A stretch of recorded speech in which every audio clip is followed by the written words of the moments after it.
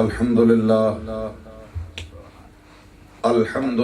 وکفا وسلام علی عبادہ الذین اصطفیٰ الذی کان نبیا وآدم بین الطین والماء اما بعد فاعوذ باللہ من الشیطان الرجیم بسم اللہ الرحمن الرحیم انا ارسلناک شاہدا ومبشرا ونذیرا لتؤمنوا باللہ ورسولہ وتعزروہ وتوقروہ وتسبحوہ بکرۃ واصیلا قال تبارک وتعالی فی القرآن المجید وَلَسَوْفَ يُعْطِيكَ رَبُّكَ فَتَرْضَى قَالَ تَبَارَكَ وَتَعَالَى فِي الْقُرْآنِ الْمَجِيدِ وَرَفَعْنَا لَكَ ذِكْرَكَ صدق اللہ مولانا العظیم وبلغنا رسولہ النبی الکریم ان اللہ وملائکتہ یصلون علی النبی یا ایہا الذین آمنوا صلوا علیہ وسلموا تسلیما الصلاة والسلام علیکہ یا رسول اللہ وعلا آلکہ واصحابکہ یا حبیب اللہ مولا صلی وسلم دائما ابدا علی حبیبک خیر الخلق کلہم هو الحبیب الذی ترجع شفاعته لكل حول من الاحوال مقتحم فإن من جودک الدنیا ودرتها ومن علومک علم اللہ والقلم یا رب بالمصطفیٰ بلغ مقاصدنا واغفر لنا ما مضى یا واسع الکرم یا رب صلی وسلم دائما ابدا علی حبیبک خیر الخلق کلہم رب اشرح لی صدری ویسر لی امری واحلل عقدۃ من لسانی یفقہوا قولی انتہائی عزت و تکریم کے لائق مقتدر حضرات علماء کرام ثنا خانہ نشین لسان و جمیع ناظرین و سامعین، آپ حضرات نے نظم و نثر کی صورت میں بانداز نعت و تقریر و وعظ سرکار دو عالم صلی اللہ علیہ وسلم کا مبارک ذکر کافی دیر سے سن رہے ہیں اور یہ سعادت حاصل کی، اور میرے بعد بھی عالم اسلام کے عظیم ثنا خان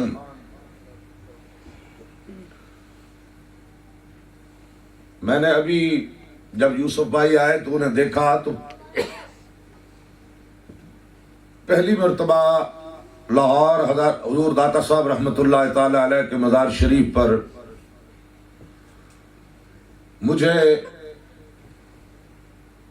محترم الحاج یوسف میمن صاحب کو سننے کا موقع ملا، تو اسی وقت سے ہماری یہ کوشش ہوتی ہے کہ جب بھی جہاں بھی بہت سارے ثنا خانوں میں ہمارے یوسف بھائی اپنی انفرادیت رکھتے ہیں، ایک ہوتا ہے ثنا خان اچھا ہونا یا مولوی اچھا ہونا، دوسرا ہوتا ہے انسان اچھا ہونا۔ میں نہیں سمجھا سکا تو چلیے ان کی نعت بھی آپ سنیں گے۔ اللہ رب العزت ہمارے اس بھائی کو مزید برکت عطا فرمائے۔ میں نے آیے کریمہ چند مقامات سے چند آیات کی تلاوت کی، اور ایک آیے مبارکہ وہ ہے جو ہر خطیب ہر واعظ تقریباً اپنی گفتگو سے قبل پڑھتا ہے، ان اللہ وملائکتہ یصلون علی النبی یا ایہا الذین آمنوا صلوا علیہ وسلموا تسلیما۔ عموماً سامعین کا یہ ذوق ہوتا ہے کہ اب انتظار کیا جائے کہ پھر مولوی اور آخسن درود شریف پڑھو تو پھر پڑھساں، لیکن میں ایک فکر دینا چاہتا ہوں۔ اللہ تبارک و تعالیٰ نے پہلے اس بات کا بیان فرمایا کہ اللہ اور اس کے فرشتے رحمت بھیجتے ہیں یا درود بھیجتے ہیں اپنے محمد صلی اللہ علیہ وسلم پر، نبی علیہ السلام پر۔ اگلے جملے کیا ہیں؟ یا ایہا الذین آمنوا، اے اہل ایمان، صلو علیہ وسلموا تسلیما۔ اب یہ حکم کس کا ہے؟ اللہ تبارک و تعالیٰ خود اہل ایمان سے مخاطب ہے اور اہل ایمان سے فرما رہا ہے صلو علیہ وسلم تسلیما، اے اہل ایمان تم بھی خوب خوب درود و سلام بھیجو میرے محبوب صلی اللہ علیہ وسلم۔ اب میں ایک جملہ عرض کرنا چاہتا ہوں، مجھے یہ بتائیے کہ رب کے کہے پر، رب کے حکم پر اہل ایمان جھوم جھوم کے درود شریف پڑھنا شروع کر دیں، وہ زیادہ اچھا ہے یہ خطیب کے کہنے پہ پڑھا جائے تو وہ زیادہ اچھا ہے؟ کیا کہنے؟ میں پھر عرض کرتا ہوں نا، رب نے فرمایا یا ایھا الذین آمنو، جو اہل ایمان ہے وہ مخاطب ہے پروردگار کا، رب اس سے خطاب فرما رہا ہے۔ اب پھر مومن انتظار میں رہے، ربا تیرا تو حکم آ گیا، اب جن کو سننے آئے ہیں ان سے سنیں گے تو پھر پڑھیں گے۔ اس سے زیادہ اچھی بات یہ ہے کہ جب بھی یہ آیت کریمہ پڑھی جائے، اور علماء نے یہ مسئلہ بیان کیا ہے کہ جب یہ آیت کریمہ پڑھی جائے تو ایک مرتبہ سرکار پہ درود پڑھنا واجب ہو جاتا ہے۔ یا ایھا الذین آمنوا صلو علیہ وسلم تسلیما، پڑھیے درود شریف۔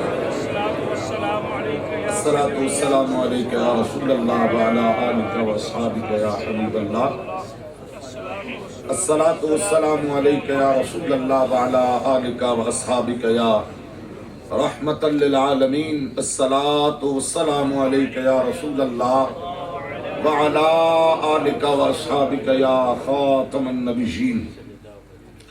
گرامی قدر حضرات، ابھی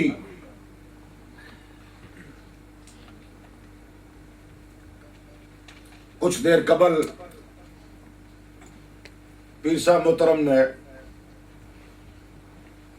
بہت فکری باتیں، وقت کی ضرورت، حالات کے تقاضوں کے پیش نظر بہت خوبصورت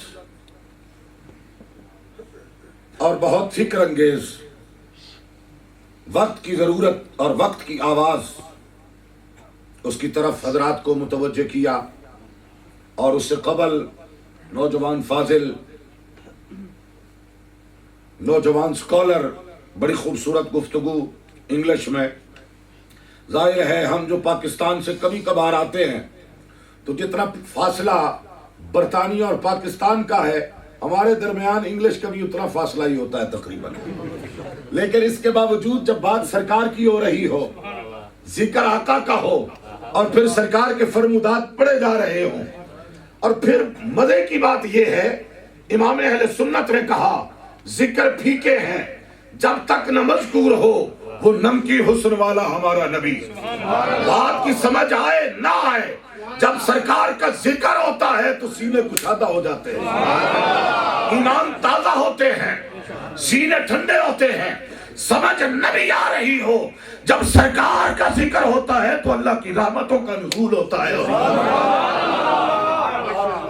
کتنے لوگ ہیں قرآن مجید جب پڑھا جاتا ہے تو سارے لوگوں کو سمجھ نہیں ہوتی، لیکن اللہ رب العزت فرماتا ہے وَإِذَا سَمِعُوا مَا أُنزِلَ إِلَى الرَّسُولِ تَرَىٰ أَعْيُنَهُمْ تَفِيضُ مِنَ الدَّمْعِ مِمَّا عَرَفُوا مِنَ الْحَقِّ۔ آج بھی دنیا میں وہ لوگ موجود ہیں کہ جب قرآن کی تلاوت ہوتی ہے تو ان کی آنکھوں میں آنسو آ جاتے ہیں۔ میں نے ایک دیہاتی بابے سے پوچھا تجھے تو پنجابی کے علاوہ کوئی زبان نہیں آتی؟ یہ تو عربی ہے، اور عربی بھی مصطفیٰ کی زبان، پھر فصاحت عرب میں پروردگار کا کلام ہے۔ اس نے کہا بات سمجھ کی نہیں ہے، بات لذت کی ہے، بات سمجھ کی نہیں ہے، بات اس کی کیفیت کی ہے، اس لیے کہ اس کلام میں رب نے وہ لذت رکھی ہے۔ تبھی تو امام اہل سنت نے کہا سرکار جب اللہ کا کلام قرآن پڑھتے ہیں، قرآن کی آیات کی تلاوت کرتے ہیں تو اعلیٰ حضرت نے سرکار کے اس نطق و لسان کو اس انداز سے خراج عقیدت و محبت پیش کیا، تیرے آگے یوں ہے دبے لچے فصحاء عرب کے بڑے بڑے، کوئی جانے منہ میں زبان نہیں بلکہ جسم میں جان نہیں۔ اور میں نثار تیرے کلام پر ملی یوں تو کس کو زبان نہیں، وہ سخن ہے جس میں سخن نہ ہو، وہ بیان ہے جس کا بیان نہیں۔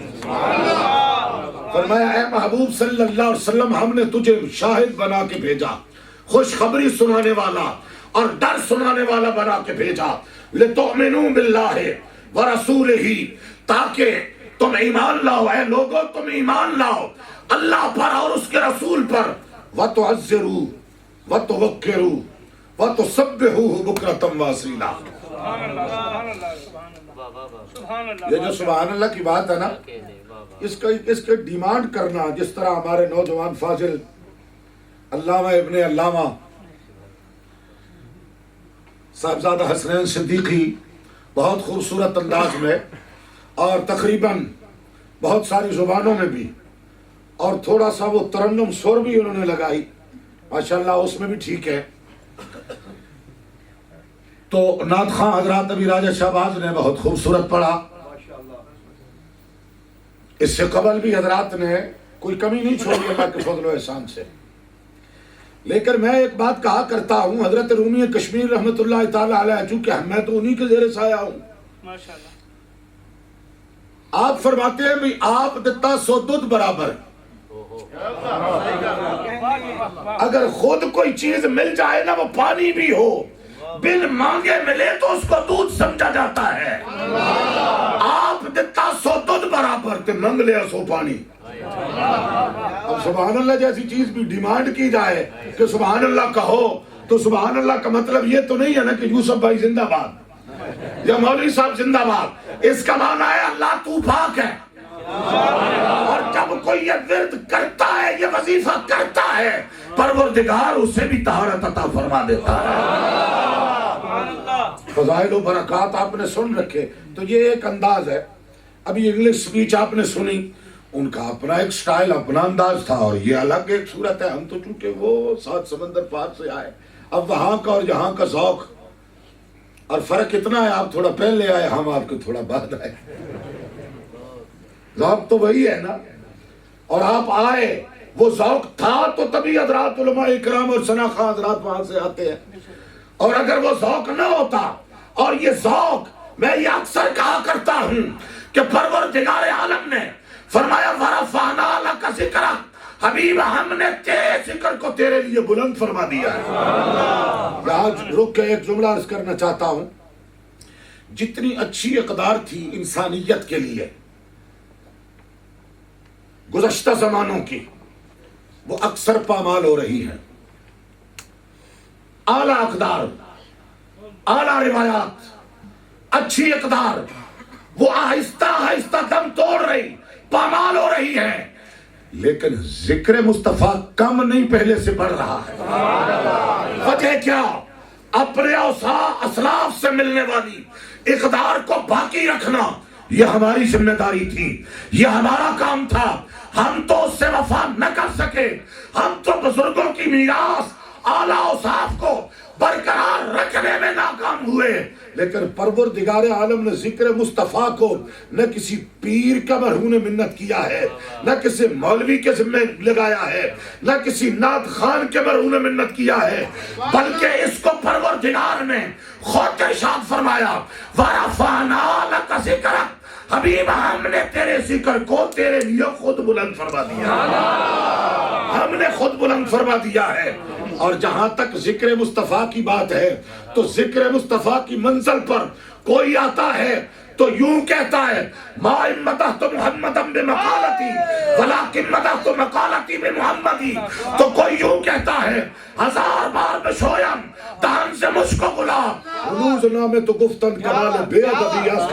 اور اسی منزل، اسی ذکر مصطفیٰ کی منزل پر بریلی کے تاجدار آئے، انہوں نے یہ کہا سرور کہوں کہ مالک کو، مولا کہوں تجھے، باغ خلیل کا گل زیبا کہوں تجھے، اور تیرے تو بس عیب تنائی سے ہے بری، حیران میرے شاہ میں کیا کیا کہوں۔ ذکر مصطفیٰ کی منزل پہ، ذکر مصطفیٰ کی منزل پہ، نعت مصطفیٰ کی منزل پہ، ذکر مصطفیٰ اور نعت مصطفیٰ کی منزل پہ جو بھی آتا ہے بہت کچھ لکھنے کے بعد یوں ہی کہتا ہے سرور کہوں، مالک کہوں، مولا کہوں۔ دیکھیں نا معیار نعت دیکھیے، میرے امام کی فکر کی پرواز دیکھیے، ایک سطر ہے، ایک سطر میں 4 جملے استعمال کیے، ہر جملے میں سرکار کی الگ تعریف بیان فرمائی ہے، اور یہ تبھی ہوتا ہے جب سرکار کی نگاہ کرم ہو۔ عرض کرتے ہیں آقا سرور کہوں، مالک کہوں، مولا کہوں۔ سرور کے لفظ میں تعریف ہے نا قبلہ پیر صاحب، سرور، مالک، مولا۔ سرور کہوں کہ مالک ہو، مولا کہوں تجھے، باغ خلیل کا گلے زیبا کہوں تجھے، اور تیرے تو بس اے بے تنائی سے ہے بری، حیران میرے شاہ میں کیا کیا کروں تجھے۔ اور اسی نعت مصطفیٰ اور اسی ذکر مصطفیٰ کی منزل پر جب رومی کشمیر آئے تو انہوں نے بھی اپنا حصہ ڈالا ہے۔ بہت کچھ کہا، بہت کچھ کہا، بہت کچھ کہا، لیکن بات یہاں پہ ختم کرتے ہیں۔ سیف الملوک دیکھیے، اور اسی طرح آپ کی ہدایت المسلمین پڑھیے، اور ہدایت المسلمین، اللہ اکبر، ہدایت المسلمین کا اگر کسی نے مطالعہ کیا ہے، وہ حضرات اس حقیقت سے بخوبی آگاہ ہے کہ یہ کوئی شاعر نہیں، وقت کا محدث بول رہا ہے اور تاریخ دان بول رہا ہے۔ ہدایت المسلمین میں وہ کچھ ہے، ہدایت المسلمین عقائد کو اتنے ٹھوس انداز سے بیان کیا۔ لوگ تو کہتے ہیں نا کہ اعلیٰ حضرت عظیم البرکت امام احمد رضا نے شدت کی ہے۔ اگر ایک شعر آپ کی اجازت ہو تو میں ہدایت المسلمین سے بھی پڑھ دیتا ہوں۔ حضرت رومی کشمیر نے کہا، یہ ہدایت المسلمین کا شعر ہے کہ تیغ قیامت پیدا ہو سن، تیغ قیامت یعنی قیامت تک، تیغ قیامت پیدا ہو سن جو فرقے بے دینے۔ ہاں ہاں ہاں ہاں، یہ نہیں ہے کہ صوفی کسی کو کچھ نہیں کہتا، بھائی صوفی کسی کو کچھ نہیں کہتا، لیکن جہاں سرکار کے ادب کی بات آتی ہے وہی صوفی ہوتا ہے جو تلوار لے کے میدان میں اتر آتا ہے۔ تیغ قیامت پیدا ہو سن جو فرقے بے دینے، جبری قدری تے معتزلہ نجدی بے یقینے۔ کیا کہنے؟ یہ رومی کشمیر کی بات ہے۔ 100 سال کے قریب عرصہ ہوا حضرت رومی کشمیر کو اس دنیا سے پردہ فرمائے۔ وہ جب ذکر مصطفیٰ کی منزل پہ آتے ہیں تو وہ یوں کہتے ہیں، جے لکھواری اتر غلابوں دھوئیے نیت زبانہ، نامونا دے لائق نائی کی کلمے دا کانا۔ تو یہ سرکار کا ذکر کسی بندے کا محتاج نہیں ہے، پروردگار نے اس کی وسعت و بلندی کا ذمہ خود لیا ہے۔ فرمایا وَلَلْآخِرَةُ خَيْرٌ لَكَ مِنَ الْأُولَىٰ، حبیب جو جو وقت گزرتا جائے گا تیری عظمت کے جھنڈے اور بلند ہوتے جائیں۔ 2 سال قبل جب میں یو کے آیا تو مجھے پرانے بزرگ کچھ ایسے ملے جنہوں نے یہ کہا کہ حضرت ایک وقت وہ بھی تھا کہ ہم جہاں شروع میں آئے وہ وقت بھی تھا کہ 10 روز گزر جاتے، 15 روز گزر جاتے، ہفتہ گزر جاتا، بعد میں پتہ چلتا کہ یہ تو رمضان المبارک کا مہینہ ہے۔ افسوس کی بات ہے نا، میں نے یہاں سے بزرگوں سے سنا، یہاں پرانے لوگوں سے سنا ہے کہ رمضان المبارک کا مہینہ داخل ہو چکا ہے، ہفتہ 10 دن گزر گئے، کہیں پاکستان رابطہ ہوا، اپنے ہماری علاقہ میں رابطہ ہوا، وہاں سے پتہ چلا رمضان المبارک کا مہینہ ہے۔ میں نے کہا اب تو تمہارا روزہ بھی ہم سے 1 دن پہلے ہی ہو جاتا ہے نا؟ ایسے ہی ہے نا؟ چلو 2 ادھر بھی ہوتی ہیں، ادھر اگر 3 ہوتی ہے، ادھر اگر 3 عیدیں ہوتی ہیں تو 2 تو وہاں بھی ہوتی ہیں۔ گرامی قدر حضرات، سرکار دو عالم صلی اللہ علیہ وسلم کے ذکر کو یہ میرا اور آپ کا کمال نہیں ہے، آج برطانیہ کا کوئی قابل ذکر شہر ایسا نہیں ہے جہاں عالی شان مسجد نہ بنی ہو اور سرکار کی عظمتوں کے جھنڈے نہ لہرائے جاتے۔ وَلَلْآخِرَةُ خَيْرٌ لَكَ مِنَ الْأُولَىٰ۔ القبلہ پیر صاحب مجھے ایک صاحب کہنے لگے کہ وَلَلْآخِرَةُ خَيْرٌ لَكَ مِنَ الْأُولَىٰ کا معنی آپ یہ سمجھتے ہیں کہ پچھلے سال کی نسبت اس سال محافل زیادہ ہوں گی اور آپ کی ڈیٹیں زیادہ بکیں گی، کہ اس کا یہ مطلب ہے وَلَلْآخِرَةُ خَيْرٌ لَكَ مِنَ الْأُولَىٰ کہ پچھلے سال کی نسبت اس سال میلاد کی محافل زیادہ ہوں گی؟ میں نے کہا ہاں یہ بھی ہے۔ ایک ہوتا ہے کچھ لوگ کہتے ہیں یہ ہی، ہم کہتے ہیں ہی پہ نہ زور لگاؤ، یہ بھی۔ میں نے کہا اچھا آپ بتائیں کہ آپ اس کی کیا توجیہ فرمائیں گے، کیا تفسیر فرمائیں گے؟ تفسیر میں تو حضرت ابن عباس سے لے کر دور حاضر کے مفسرین تک ہر ایک کی تفاسیر کو تو ہم بعد میں دیکھ لیں گے اور پہلے دیکھی ہوئی بھی ہے۔ میں نے کہا آپ بتائیں وَلَلْآخِرَةُ خَيْرٌ لَكَ مِنَ الْأُولَىٰ کا معنی آپ کیا کریں گے؟ وہ ایک اوور لوڈ قسم کے صاحب تھے نا، اوور لوڈ۔ ہمارا ایک بزرگ کہا جی اوور لوڈ کیا ہوتا ہے؟ انہوں نے کہا جی جب ایک بندے کا اپنا وجود ہے اور 10-15 کلو کا بستر بھی اوپر ڈال دیا جائے، توڑا نسوار کا بھی ہو تو لوڈ تو اوور ہو گیا۔ ہنسانا مقصود نہیں ہے، بات کرنا مقصود ہے۔ میں نے کہا جی آپ بتائیے۔ کہنے لگے جناب وَلَلْآخِرَةُ خَيْرٌ لَكَ مِنَ الْأُولَىٰ کا معنی یہ ہے کہ اے محبوب تیری دنیا سے تیری آخرت بہتر ہے۔ میں نے کہا یہ بھی ٹھیک ہے،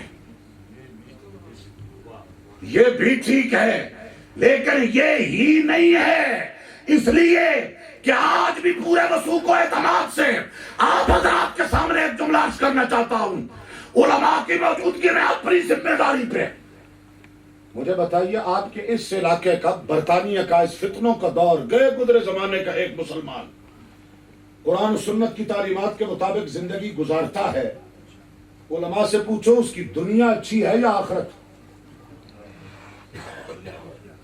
میرے خیال ہے کچھ ہے نا پروگرام نہیں آگے جانے نا ہے جی بھائی، اس میں کچھ شک والی بات ہے؟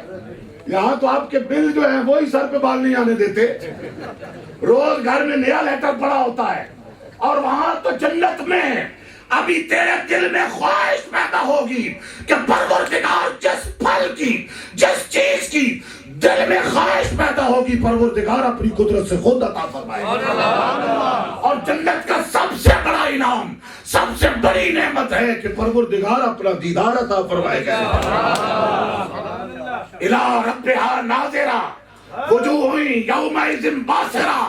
پروردگار فرما رہا ہے کہ اہل جنت اللہ رب العزت کا دیدار کر رہے ہوں گے، اور جنت کی سب سے بڑی نعمت ہے کہ پروردگار انہیں اپنا دیدار عطا فرمائے۔ وجوہ یومئذ باسرہ تظن ان یفعل بہا فاقرہ۔ اب قرآن سے بڑی تو دلیل میرے پاس کوئی نہیں ہے،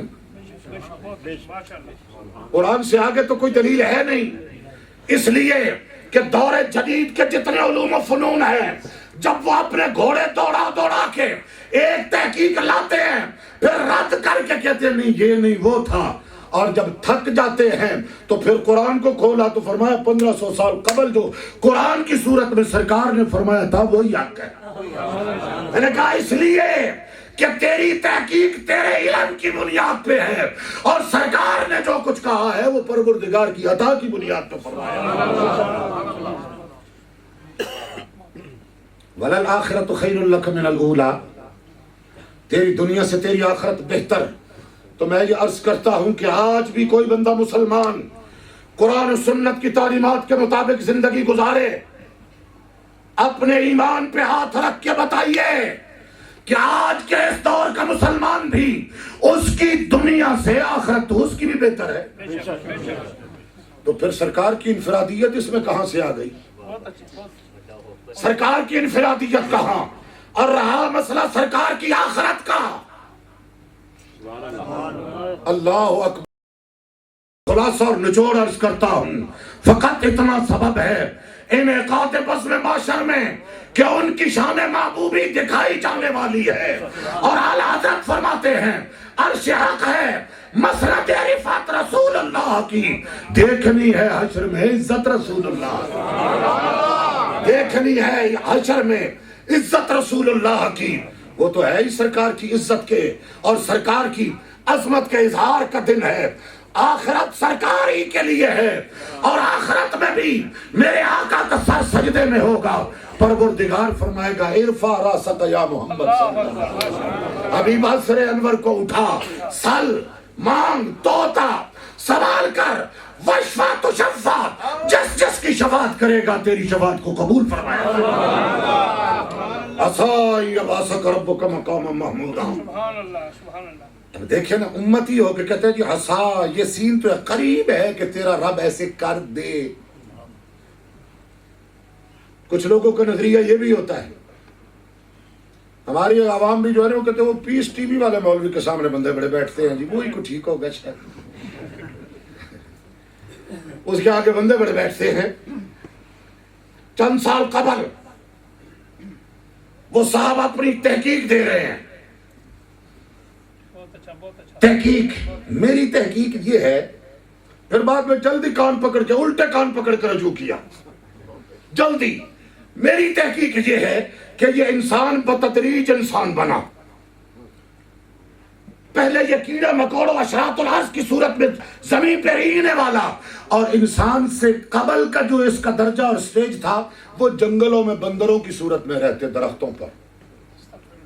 میں نے کہا یہ تمہاری تحقیق اگر تمہاری اپنی حد تک ہو تو ہمیں کوئی اعتراض نہیں ہے. کیا خیال ہے؟ آپ کو ہے اعتراض؟ میں نے کہا اگر اپنی حد تک ہو نہ ہمیں کوئی اعتراض ہے، اور دیکھنے والوں کا کوئی شک بھی نہیں رہے گا، انہیں شک بھی دور ہو جائے گا دیکھنے سے. بالکل بہت اچھا. نہیں آپ نے کچھ دیکھا ہی نہیں ہے. آپ نے کچھ دیکھا ہی نہیں ہے، شاید دیکھا ہی نہیں ہے. آپ نے کبھی دیکھا نہیں ہے. میں نے کہا اپنی حد تک بات ہو تو ٹھیک، ہمیں تو پروردگار نے فرمایا قد کرمنا بنی آدم، ہم نے اولاد آدم کو عزت عطا فرمائی ہے. یا ایھا الناس اتقوا ربکم الذی خلقکم من نفس واحدہ. تو پروردگار یہ فرما رہا ہے ہمارے لیے تو قرآن کی تحقیق زیادہ اچھی ہے، تیری چول کی تحقیق تو ہے ہی کوئی. تو جب بھی وہ لوٹے بارگاہ مصطفیٰ میں ہاتھ باندھے نظر آتے ہیں. تو آخرت تو ہے ہی سرکار کے لیے. میرے آقا سر انور اٹھائیں گے، پروردگار فرمائے گا حبیب جس کی شفاعت فرمائے گا تیری شفاعت کو قبول کیا جائے گا. وہ بھی کہتا ہے عصا میں، عصا یبعثکا، یہ علماء جانتے ہیں عصا میں ممکن ہے قریب ہے تیرا رب تجھے مقام محمود عطا فرما دے. ممکن ہے تیرا رب تجھے دے دے. میں نے کہا اچھا استغفر اللہ. اگر حبیب خدا خاتم النبیین امام الانبیاء رب کے حبیب ختم نبوت کے تاجدار جن پہ قرآن اتر رہا ہے، جن سے رب وعدہ فرما رہا ہے، وہاں تو ممکن ہے شاید تیرا رب تجھے دے دے. مقام محمود تو رب نے بنا دیا. یہ ایک منصب ہے، ایک شان ہے. اور اگر سرکار کے بارے میں تجھے یقین نہیں ہے تو تو بتا پھر تیرا چاچا ہے اس کا حقدار دوسرا ہے کون؟ مقام محمود ہے اس سرکار کے لیے، مقام شفاعت ہے اس سرکار کے لیے. شفاعت اور مقام محمود کو پروردگار نے بنایا ہی اپنے حبیب کے لیے ہے، کسی اور کے لیے ہے ہی نہیں ہے.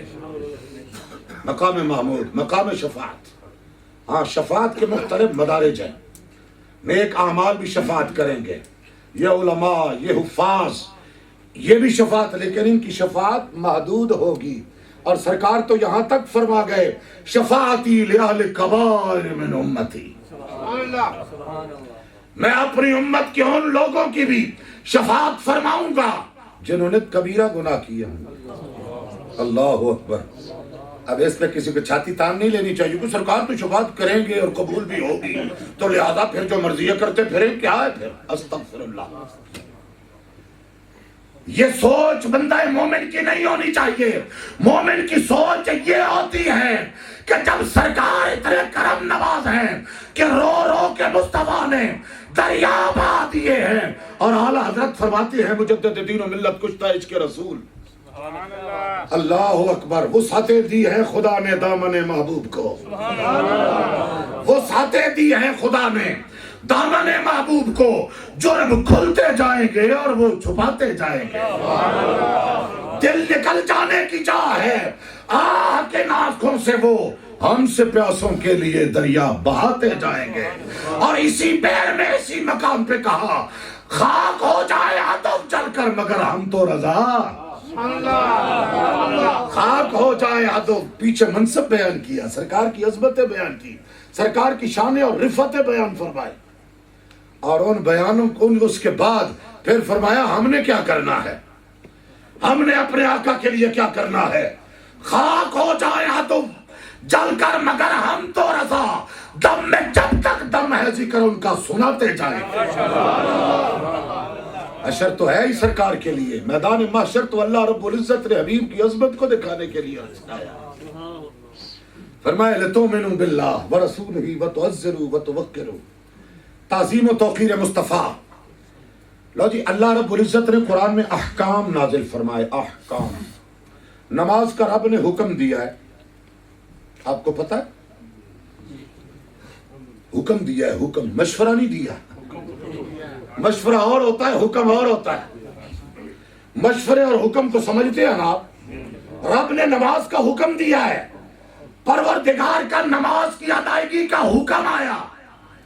میں نے کہا مالک بتا نماز چیز کیا ہوتی ہے. لفظ صلاۃ سے تو فرما رہا ہے اقیموا الصلاۃ وآتوا الزکاۃ, اور یہ لفظ صلاۃ بمعنی درود بھی قرآن میں مذکور ہے. لفظ صلاۃ بمعنی دعا بھی قرآن میں موجود ہے. تو پھر ایک بندہ جناب ادھر بیٹھا ہو,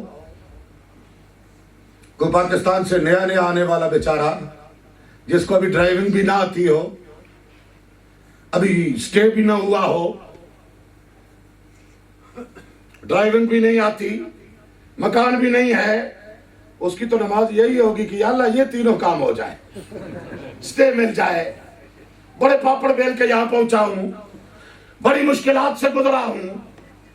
اور ہمارے ادھر پاکستان میں کوئی ہوگا تو وہ یہی کہے گا کہ اگلی بار حکومت میں میرا بھی حصہ ہونا چاہیے.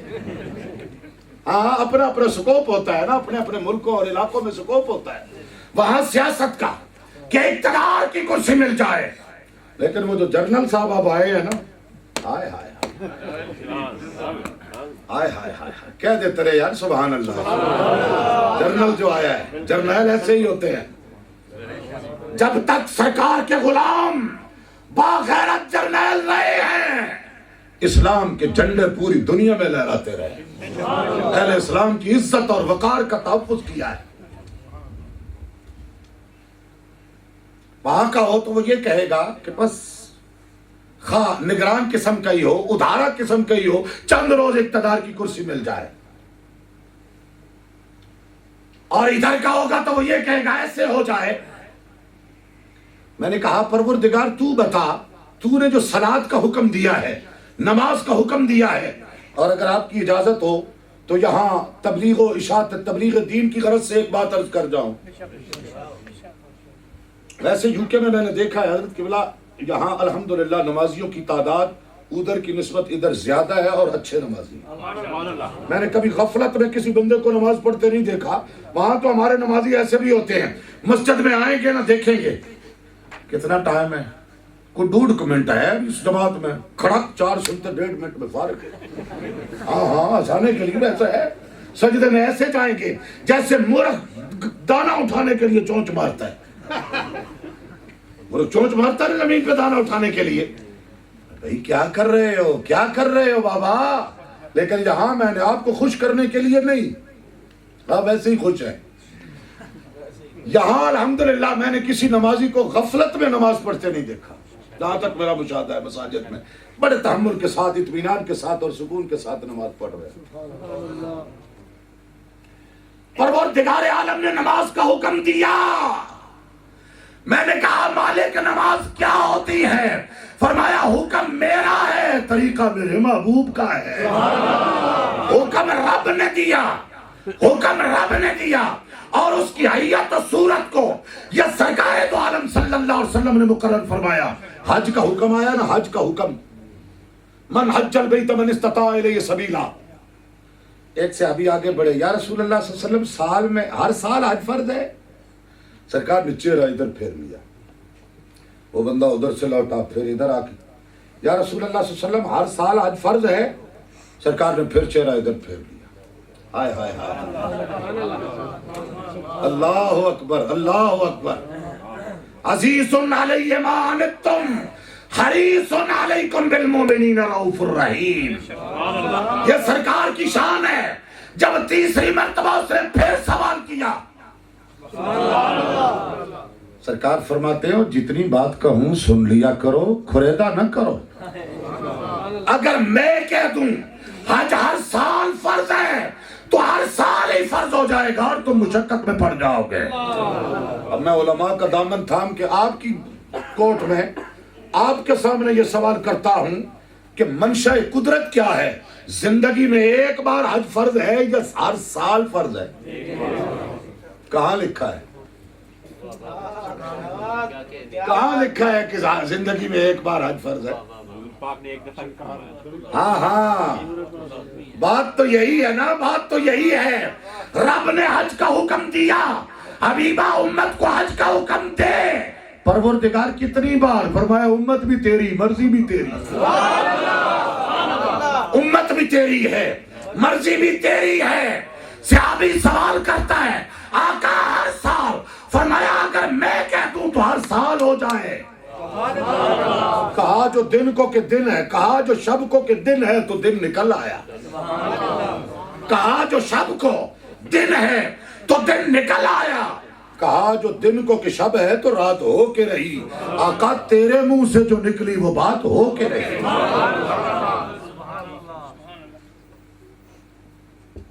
آقا آپ کے تیرے منہ سے جو نکلی وہ بات ہو کے رہی.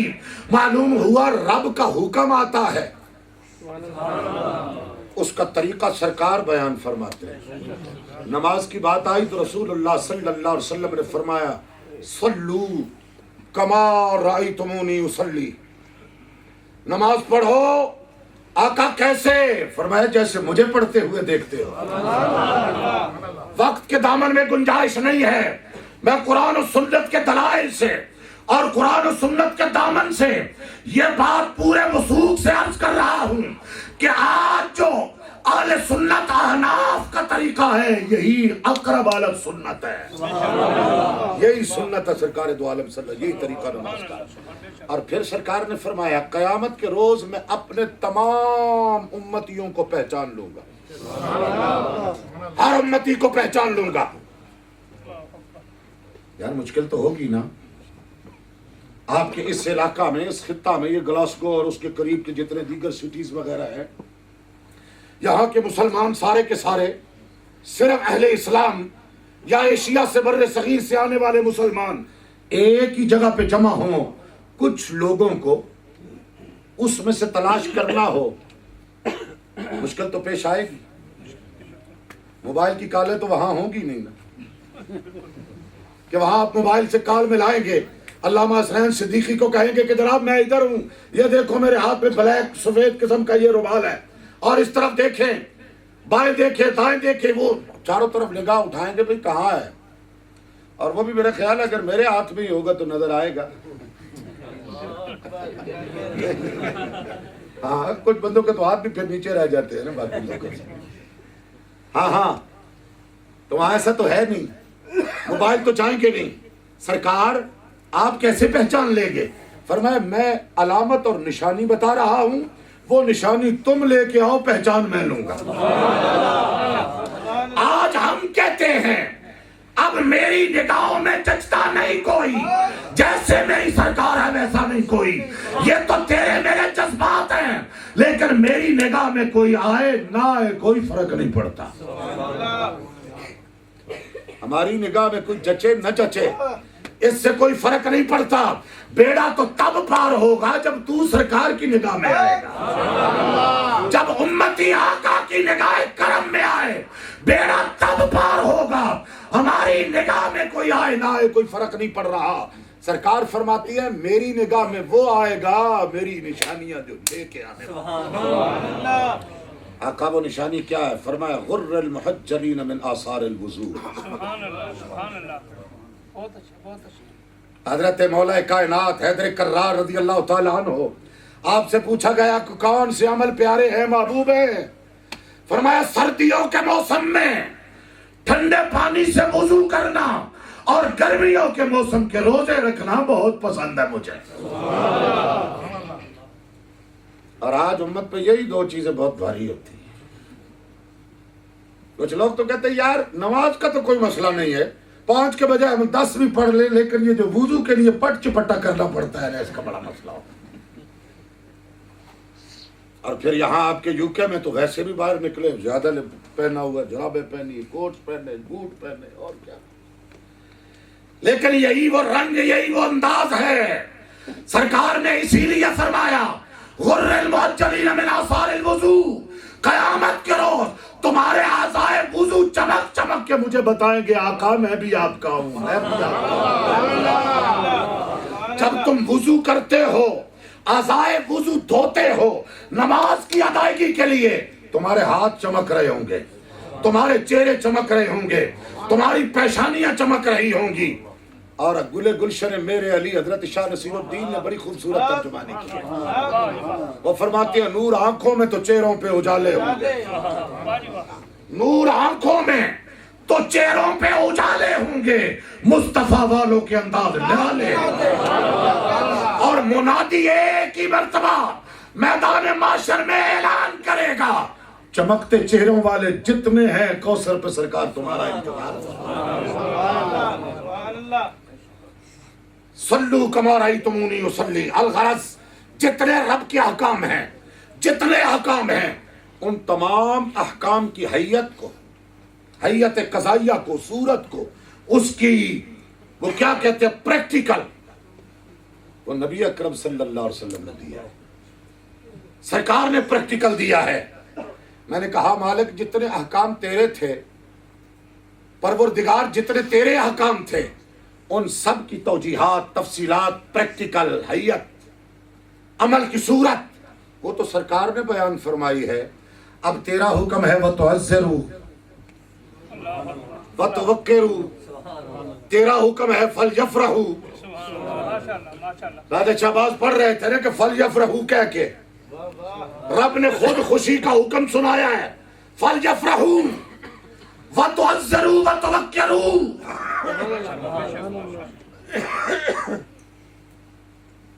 اب اس کے لیے بھی تو کوئی عمل کی صورت چاہیے تھی نا اس کے لیے بھی تو کوئی نمونہ چاہیے تھا.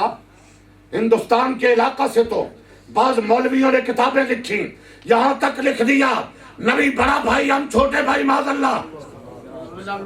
اور کچھ ہمارے حضرات بھی جو ہے نا وہ کہتے ہیں وہ جی مری گئے نے ہن بھی تسی انہاں دی گلاں نو چھوڑنے. میں کہتے جی پچھلے جڑے نے وارث کتابیں بغل میں لے کے وارث بن کے بیٹھے ہم کیوں چھوڑے. ایک بندہ فوت ہو جائے باپ فوت ہو جائے باپ کے مرنے کے بعد اس کی پراپرٹی کا مالک کون؟ سارے بولو. دوسرا کوئی امیدوار ہے ہی نہیں. باپ فوت ہو جائے پراپرٹی کا مالک بیٹا بینک بیلنس کا مالک بیٹا مکان کا مالک بیٹا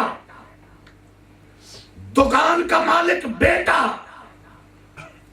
اور اس کے ادھار کا مالک ارے ان کو اور بھی بولو نا جی اس کے ادھار کا ذمہ دار کون؟ بھائی جب اس کی وراثت تیرے حصے میں آ رہی ہے تو جو اس نے قرض لیا ہے اس کا بھی ذمہ دار تو ہے. کیا نقطہ ہے کیا بات. میں نے کہا ہم چھوڑ دیتے یہ بغل سے کتابیں نکال دے ہم چھوڑ دیں گے. اور اگر آج بھی وہ کتابیں بغلوں میں لے کر مدارس میں پڑھائی جا رہی ہوں اور اس کی توجیحات اور تفصیلات بیان کی جا رہی ہوں تو ہم تو کہیں گے نا تم ہی وارث ہو. یہ ہمارا قرض ہے یہ قرض ہم صبح قیامت تک مانگتے رہیں گے. پتہ نہیں میں نے کہاں بات کر دی ہے. بھائی ٹھیک ہے نہیں تو نہ صحیح ووٹ تو ہم نے لینے نہیں ہے ووٹ تو لینے نہیں ہم نے بابا یہ بات ہے، یہ معاملہ ہے۔ آج لوگ باقی معاملات میں جس کا تعلق دنیا سے ہوتا ہے، آسائش زندگی سے ہوتا ہے، جان کی آسائش سے جس کا تعلق ہوتا ہے، وہاں تو ہر اچھائی، ہر بہتری، ہر خوبی، ہر اچھی چیز کا انتخاب۔ اور جب نماز کی بات آئے، اصل کل ہے مسجد ہونی ہے، 2 سجدے انہیں جو اتنی پڑی چھوڑنے۔ کہا اچھا بچے قرآن ہی پڑھانا ہے جو اتنے پڑھی انہیں اتنے پڑھی، کمال ہو گئی۔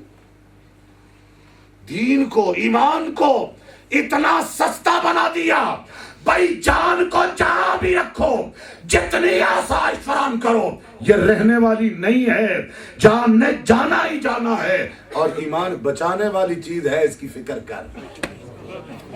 ایمان سرکار کی محبت کا نام ہے۔ جب بھی کوئی بولے، جب بھی کوئی کلام کرے، سن سرکار کی تعریف سے اس کا سینہ کھل جاتا ہے، اس کا چہرہ مرجھا جاتا ہے یا پھول کی طرح کھل جاتا ہے۔ ذکر روکے، فضل کاٹے، نقص کا جویا رہے، پھر کہے مرتق کیا ہوں امت رسول اللہ۔ میلاد کہاں لکھا ہے؟ جشن میلاد کہاں ہے؟ جلوس میلاد کہاں ہے؟ ہم روک دیں گے۔ میں نے کہا اگر یہ ذمہ داری ہماری ہوتی تو یہاں چاچے بابے کے اتار چڑھاؤ ہوتے رہتے ہیں، یہ تو پروردگار نے اپنے ذمہ لیا ہے۔ اعلیٰ حضرت نے کہا عقل ہوتی تو خدا سے نہ لڑائی لیتے، یہ گھٹائیں اسے منظور بڑھانا تیرا۔ وَرَفَعْنَا لَكَ ذِكْرَكَ کا ہے سایہ تجھ پر، بول بالا ہے تیرا، ذکر ہے اونچا تیرا۔ سرکار دو عالم صلی اللہ علیہ وسلم نے وہ حیت نماز کی صورت سرکار نے بیان فرمائی۔ ہمیں نے کہا مولا یہ بھی تو ہمیں چاہیے، وَتُعَزِّرُوا وَتُوَقِّرُوا، کوئی عملی صورت بھی تو آنی چاہیے نا کہ تعظیم و توقیر مصطفیٰ کیا ہے۔ اوور لوڈ طبقہ جو ہے نا، ود بشمول پیس ٹی وی والا، ہم مانتے ہیں، ہم بھی مانتے ہیں، ہم بھی اس کو مانتے ہیں۔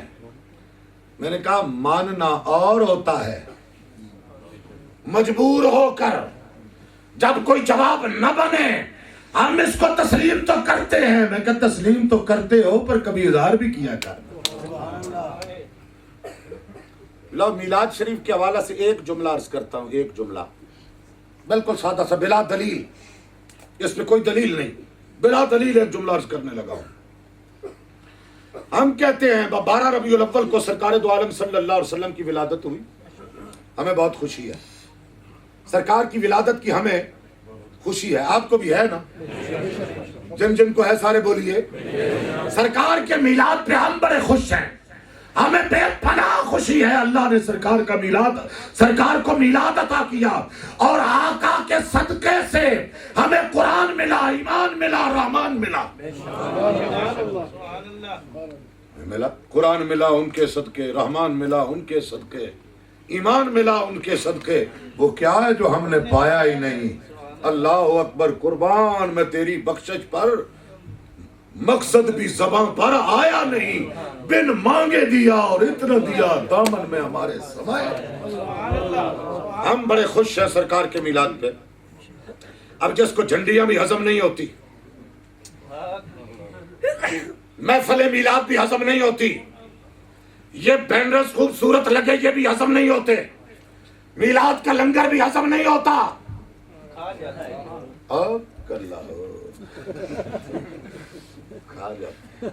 کہاں تو وہ دیوالی بھی لیتے ہیں ادھر، نہیں پتا آپ کو؟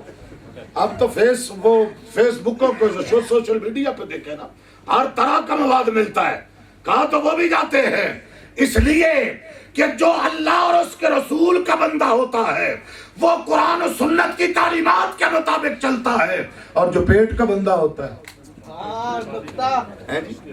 بندوں کے اپنے اپنے درجات ہیں نا، جو پیٹ کا بندہ ہو، اگر جیڑا سانو روٹی دے وے اسی اودے نال دے ہیں جی۔ میں ہوں عبد المصطفیٰ، اعلیٰ حضرت فرماتے ہیں میں ہوں عبد المصطفیٰ، پھر تجھ کو کیا؟ میں ہوں عبد المصطفیٰ، پھر تجھ کو کیا؟ تیری دوزخ سے تو کچھ چھینا نہیں، خلد میں پہنچا رضا، پھر تجھ کو کیا، تجھ کو کیا؟ عرض یہ کر رہا ہوں نبی اکرم صلی اللہ تعالیٰ علیہ وسلم، ہم کہتے ہیں ہمیں سرکار کی ولادت، سرکار کی دنیا میں تشریف آوری، ہمیں اس کی بہت خوشی ہے۔ اب جس کو ان میں سے کوئی بھی چیز ہضم نہیں ہوتی، اس نے کہا بھئی نہ تو جھنڈی کا قائل ہے، نہ تو چراغاں کا قائل ہے، نہ تو جلوس کو مانتا ہے، نہ تو لنگر کو مانتا ہے، نہ تو میلاد کی محفل کو مانتا ہے، نہ تو درود و سلام کو مانتا ہے۔ بھائی بتا تجھے سرکار کی ولادت کی خوشی ہے بھی ہے یا نہیں؟ صرف وہ بولتے ہیں نا ون پوائنٹ ایجنڈا، ایک ہی بات بتا۔ میں پورے وثوق و اعتماد سے کہتا ہوں، تھوک میں منکر ڈوب کے مر سکتا ہے، انکار میں جواب نہیں دے سکتا۔ تھوک میں ڈوب کے مر جائے گا، لوگ کہتے ہیں پسینے میں، چلو میں پانی، میں نے کہا یہ اور زیادہ ہوتا ہے، یہ اور زیادہ ہے۔ صرف اتنی بات کہ بھائی ہم تو سرکار کے میلاد پہ خوش ہیں، تو بتا تجھے خوشی ہے یا نہیں؟ سوال ہی نہیں پیدا ہوتا کوئی نفی میں جواب دے۔ سرکار تو خاتم الانبیاء ہے، امام الانبیاء ہے، حبیب خدا ہے، سرکار کا تو مرتبہ ہی بڑا ہے۔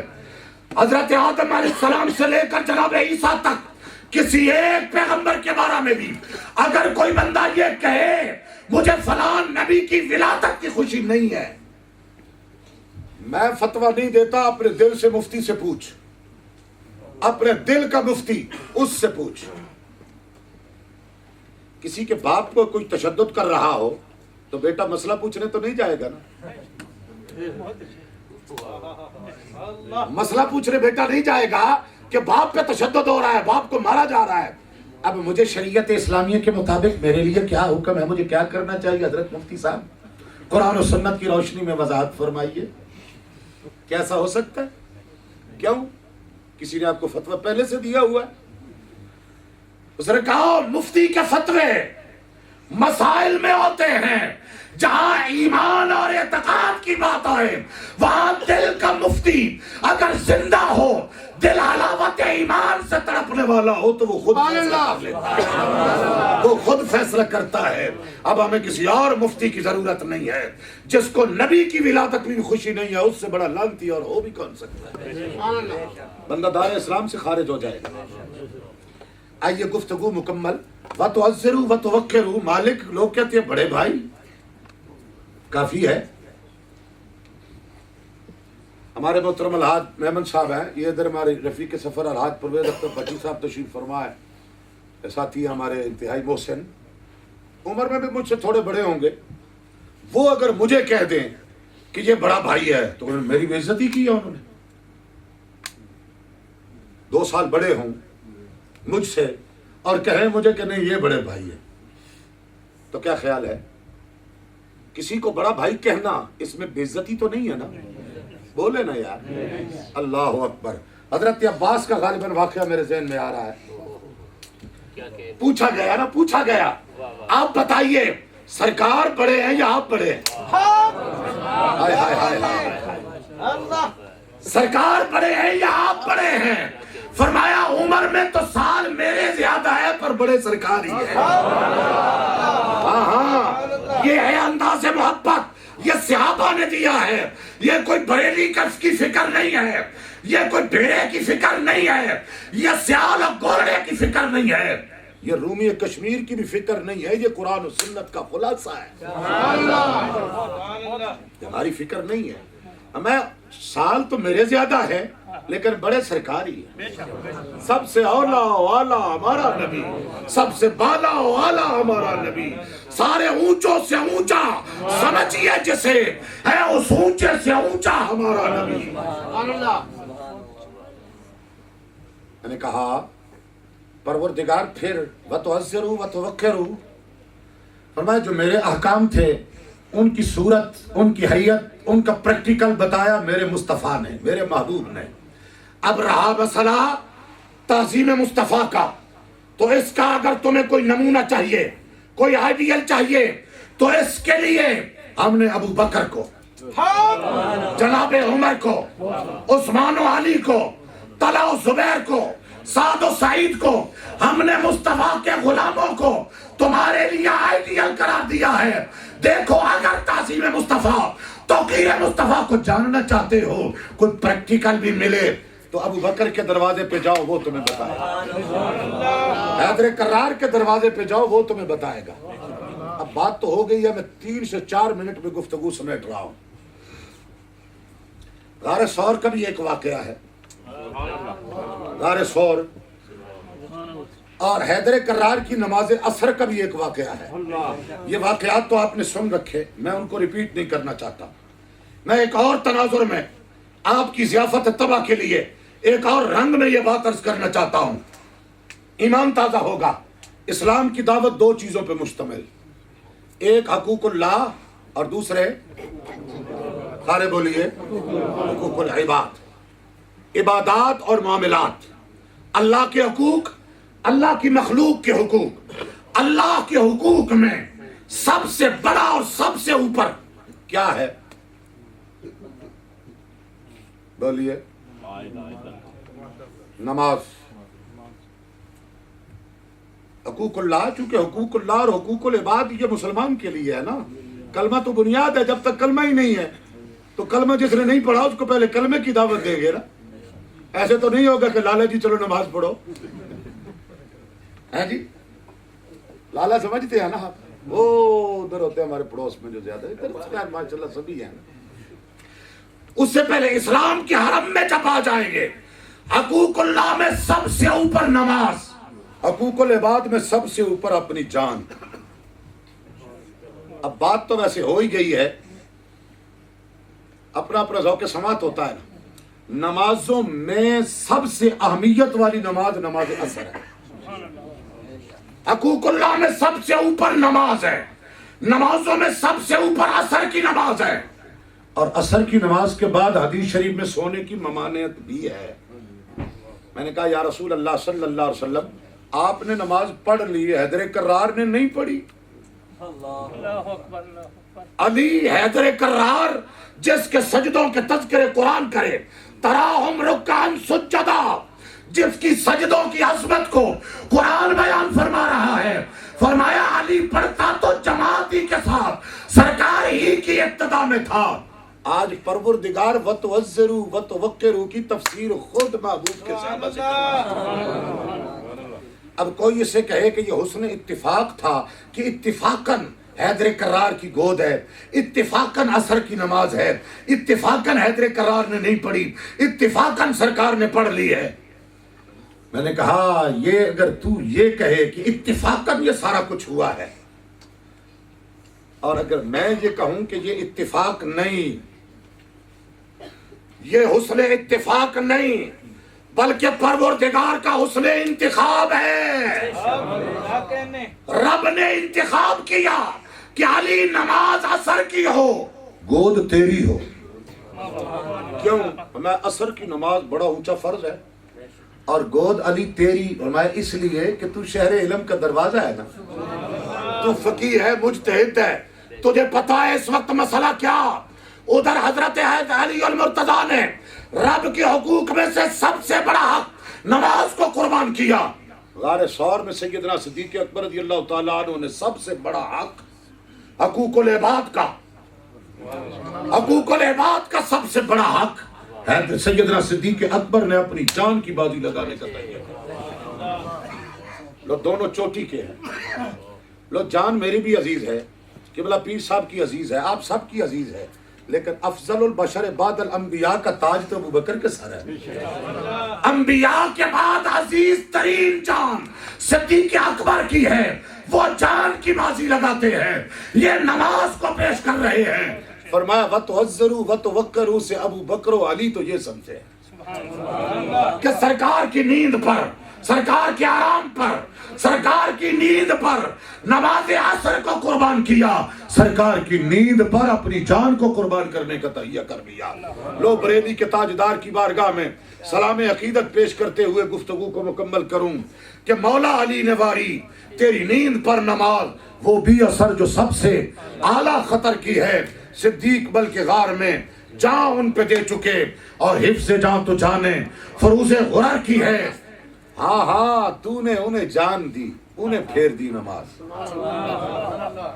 ہاں تو نے انہیں جان دی، انہیں پھیر دی نماز، پر وہ تو کر چکے تھے جو کرنی بشر کی ہے. ثابت ہوا کہ جملہ فرائض فرو ہیں، اصل الاصول بندگی استاد ور کی ہے.